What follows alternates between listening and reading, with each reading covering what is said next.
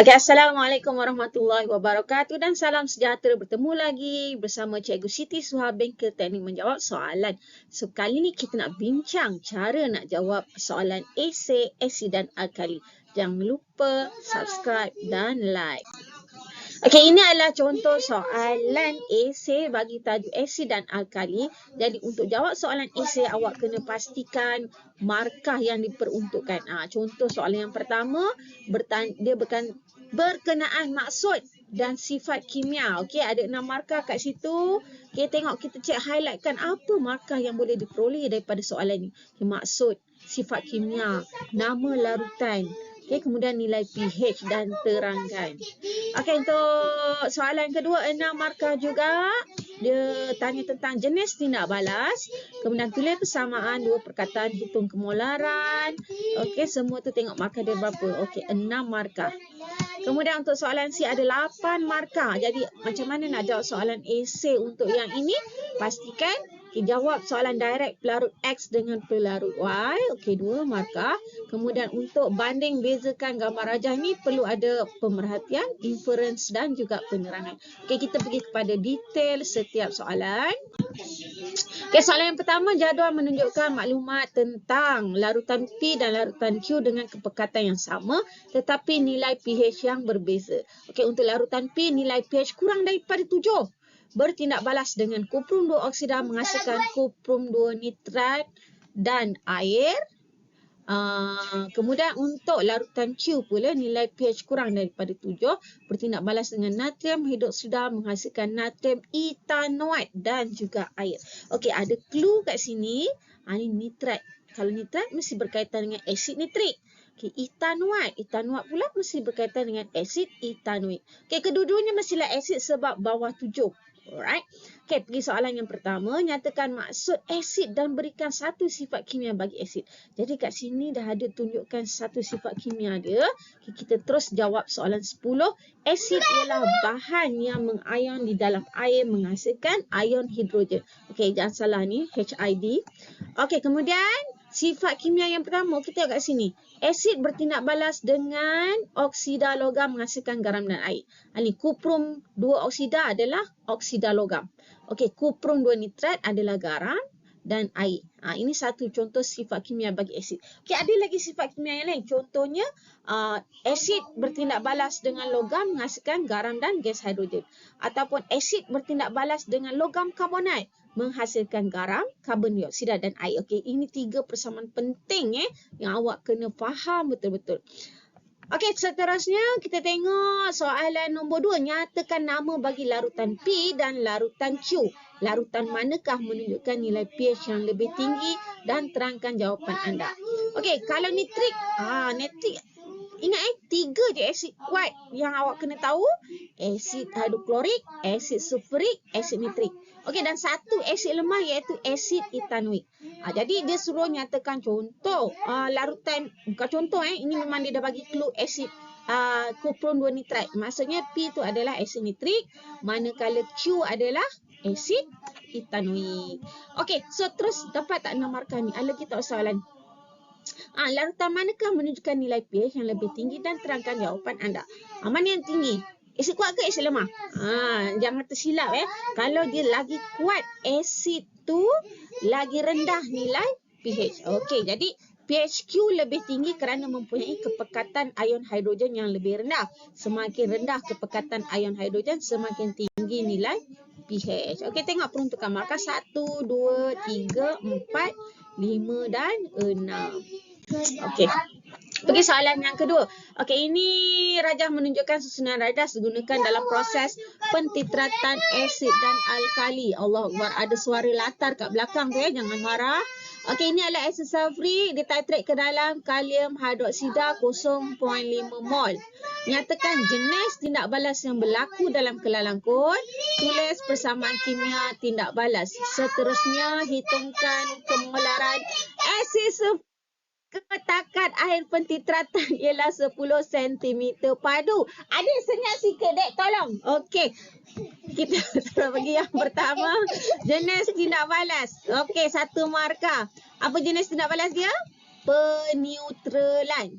Okey, kemudian persamaan kimia asid sulfurik tambah kalium bertindak balas dengan 2 mol kalium hidroksida menghasilkan kalium sulfat dan juga air.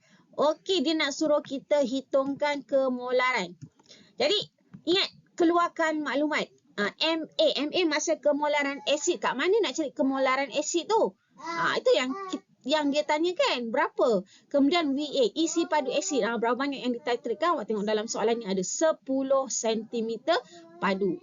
Okey, kemudian kita tengok kalium hidroksida punya maklumat. MB. Ni adalah kemolaran B tu untuk base kalium hidroksida 0.5. Mana nak dapat 0.5? Kat sini ni ada ni 0.5 dan isi padu 20 cm padu.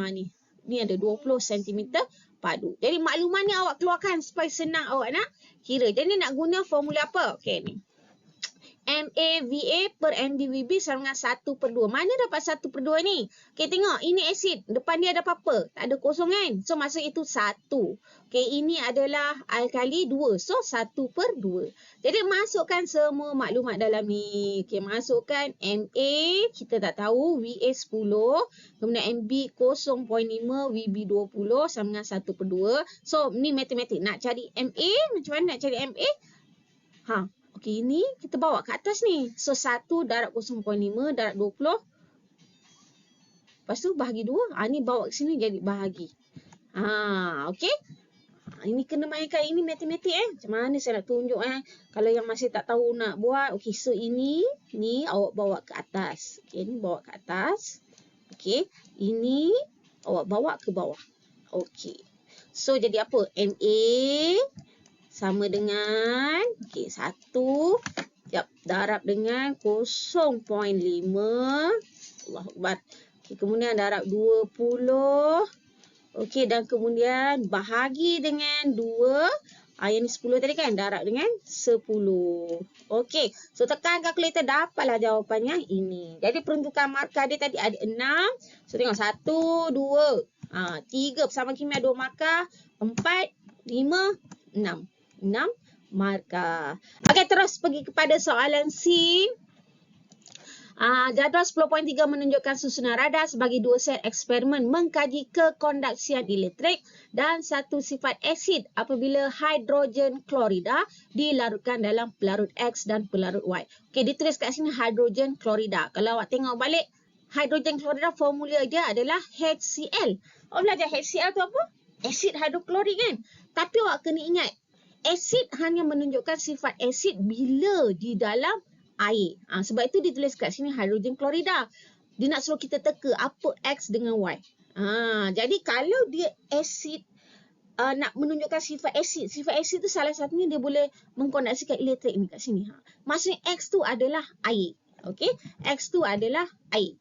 Okey, kemudian so lawan dia. Kalau tadi kat sini menyala, yang ni tak menyala. Maksudnya HCl dalam pelarut Y. Pelarut Y tu adalah pelarut organik. Jadi awak boleh bagi satu contoh pelarut organik. Yang ni memang confirm. Kalau dia tunjukkan sifat kimia dia mesti HCl dalam air. Okey, lawan dia apa? Okey, awak boleh pelarut Y tu boleh tulis propanon ataupun metilbenzena ataupun tetraklorometan. Sebenarnya ada banyak lah. Tapi nak senang kalau awak banyak sangat benda nak ingat, awak ingat propanon. Cukup, satu cukup. Okey, so sama juga kes yang kedua pun sama. HCl dalam pelarut X, air kapur menjadi keruh. Yang ni pula, air kapur tak menjadi keruh. Okey, jadi 8 markah ni banyak babe, 8 markah kau. Okey, so dia suruh cadangkan pelarut X dengan pelarut Y. Okey, dah ada jawapan kat situ. So pelarut X ialah air. Simple jawab terus macam ni. Tak payah nak buat ayat esei panjang-panjang. Pelarut X air, pelarut Y adalah propanon. Okey, terangkan perbezaan pemerhatian dalam kedua-dua set. Jadi untuk perbezaan pemerhatian, awak mesti tulis apa yang awak nampak. Yang kita nampak apa yang pertama? Mentol menyala. Lepas tu pelarut Y, ini kat atas sepatut kita tulis atas ni dalam HCl dalam pelarut Y, ini HCl dalam pelarut X. Sepatut tulislah atas ni, saya tertinggal. Okey, lepas tu awak kena terangkan dari segi dia punya inference. Inference dia kalau mentol menyala maksudnya boleh mengkoneksikan elektrik. Yang ni pula kenapa tak menyala? Sebab tak boleh mengkoneksikan elektrik. Okey, lepas inference kita buatkan penerangan. Okey, kenapa boleh mengkoneksikan elektrik? Sebab ion bergerak bebas hadir. Sebab bila hidrogen klorida masuk dalam air, dia mengion, menghasilkan ion hidrogen dan juga ion klorida. Berbeza kalau dalam propanon. Dalam propanon, dia dalam bentuk molekul. Dia tak ada ion. Okey, jadi untuk pengaliran elektrik, dia mesti ada ion yang bebas bergerak. Jadi kat sini, so dah 3 markah. Kita pergi pula yang kedua. Yang kedua tu ingat sifat apa tadi? Sifat kimia asid kan? Sifat kimia asid. Yang ini kalau awak tengok sini ada kalsium karbonat. Masa sifat kimia asid bertindak balas dengan kalsium karbonat menghasilkan air kapur keruh ni apa? Karbon dioksida, garam dan juga air. So kita nak terangkan macam mana. Okay, kita tengok dulu apa yang kita nampak. Kat sini awak akan nampak gelembung gas dibebaskan. Okay, so ini tulislah set kedua, gelembung gas dibebaskan. Okay, yang bawah ni pula tiada gelembung gas. Okay, kenapa ada gelembung gas? Sebab konsep yang sama, HCl mengayon. Kenapa mengayon? Sebab dalam air baru dia mengayon. Okay, dalam propanon dia tidak mengayon. Okay, jadi bila dia mengayon, barulah dia menunjukkan sifat asid. Okay, yang ni HCl wujud sebagai molekul tidak menunjukkan sifat asid. So kesimpulannya kalau kita tahu, kalau kita nampak ni gelembung gas, maksudnya tindak balas berlaku. Yang ni pula tindak balas tidak berlaku. Okey, senang ke senang? Senang kan? Okey, cuma bila awak buat jadual ni tadi, saya tertinggal satu benda. So awak patut awak tulislah kat sini. Sekejap kita guna warna kuning. Kuning, biru. Okey, biru lah nampak sikit. Sepatutnya ada satu, kat sini ada satu blok lagi. Okay, awak tulis ini adalah set. Ini set 1. Okey. Kat sini awak tambah lagi satu blok. Okey, yang ni adalah set 2. Jadi kita nampak penerangan tu untuk yang mana. Kemudian kat atas ni awak kena tambahkan kolom lah. Tambahkan kolom lagi. Tulis kat sini HCl dalam pelarut X. Tulis HCl dalam pelarut X. Dalam X. Okey, kemudian yang kat atas ni HCl dalam Y. Okey, so macam mana, senang tak nak dapat 20 markah untuk tajuk asid? So itu saja untuk kali ini. Bye, good luck.